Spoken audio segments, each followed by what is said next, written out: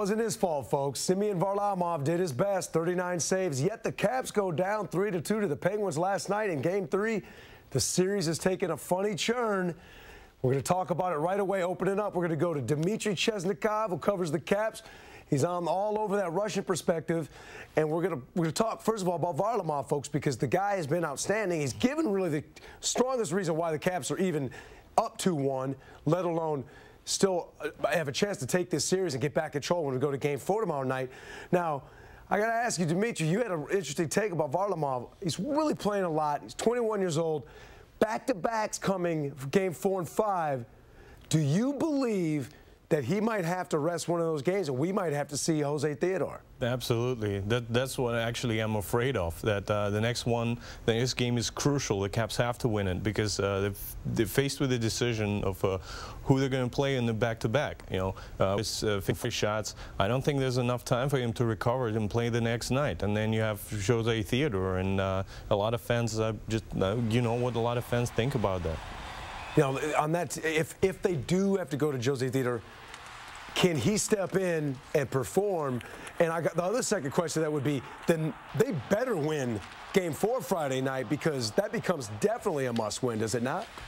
Yeah, absolutely. I mean, prior to this game, the Caps had won 5 in a row, so one of those losses had to happen. The Penguins showed up, the Caps didn't. The Penguins outplayed them regardless of the penalty calls and other decisions. But the Caps lost this one. Let's hope that they have this sport amnesia and forget about it and move on and win the next one. Now, I want to ask you something about Varlamov. The last goal, a little bit of traffic in front of him. I think last night, after there was a few times where it looked like 35 people were in the crease. Caps defensemen, from my view, need to do a better job of getting guys out of there, including Sidney Crosby, who scored some goals down there. I know he can't verbalize that as a young goaltender, but just as a hockey observer, these Caps defensemen need to help this kid out a little more, do they not? Yeah, and it wasn't just happening last night. That happened in Game 2. Remember Sidney Crosby's hat trick? All of those rebounds, you know, Sidney has been talking about it, you know, getting traffic and really testing Varlamov. I don't know if the Caps heard him, really. So all of those rebounds, the defense must step up and try and clear the crease. Remember Malkin's goal yesterday? Bill Guerin was all alone in front of the net, and where was the defense? Now, you've had a chance to speak to Simeon Varlamov. He does not speak very good English. You speak fluent Russian.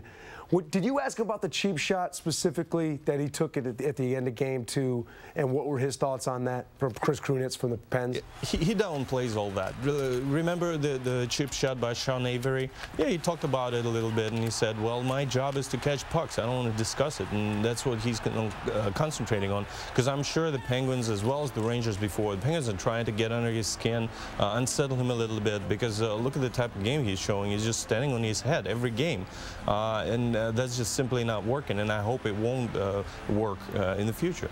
Now, you mentioned the possibility that he may need to get a rest if this back-to-back situation.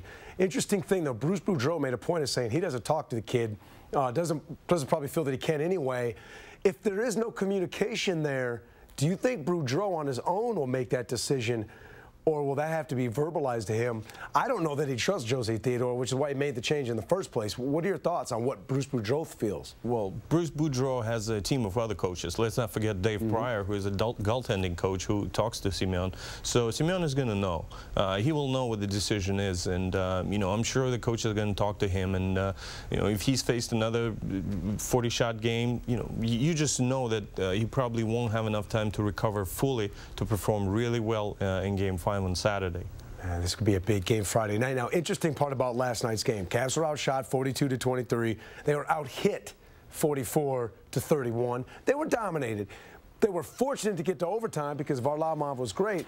And yet, Dmitry, the one guy who continues to get under the skins of Pens fans is Alexander Ovechkin. Today comes a report, Channel 11 News in Pittsburgh, that police are investigating a threat made against Ovechkin. And they said they're doing a little investigation. I don't know what this means. Do you think Ovechkin will laugh this off, take it seriously? What do you think Ovechkin thinks? You know, Ovechkin better not think about it at all, because that's another thing. You know, I'm sure there's enough protection for him over there. You're right. You know, if the police are looking at this threat, then there must be something in it. You know, let's hope Ovechkin doesn't even know about it, so his concentration will only be on the next game on Friday. Hopefully this is just some guy who had a few too many Iron City beers and got a little loose on the chat board. No one ever does that, though, do you, folks? Stop with the threats, though. Let's keep it real. It is just hockey.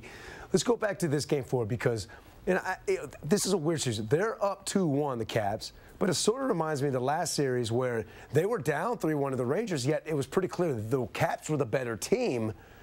Are the Penguins playing better than the Caps? Have they seized momentum in this series right now? I don't know about that. Let's say, because Tarek said yesterday, and a few people before him said that the Caps haven't put that 60-minute performance. They haven't played as well as they could. Certainly not last night. They had lucky bounce, you know, in the first couple of games, but luck is always on the winner's side. So let's just hope the Caps can play the game that they can. Okay, Ruslan Fedotenko after last night said, well, the series against the Flyers were tougher, you know. So the Caps have to show up and raise that level of game, level of play to the level that they know they can play at. Now, you talk about raising the level of their game. Last night we saw from Evgeny Malkin for the Penguins. On this show, we almost had him on a milk carton, Dmitry. I mean, he had not shown up in games 1 or 2. Last night he brought it. To the point one time he had that real pretty move where he goes in between his legs. He was feeling it, scored the goal. He was everywhere. What do you think got him going in Game 3? Was it just going back home, being down 0-2, the desperation? What do you think got Evgeny going? I think a combination of those things. Maybe even his parents in the stands got him going. You know, he wanted to put a good performance for him.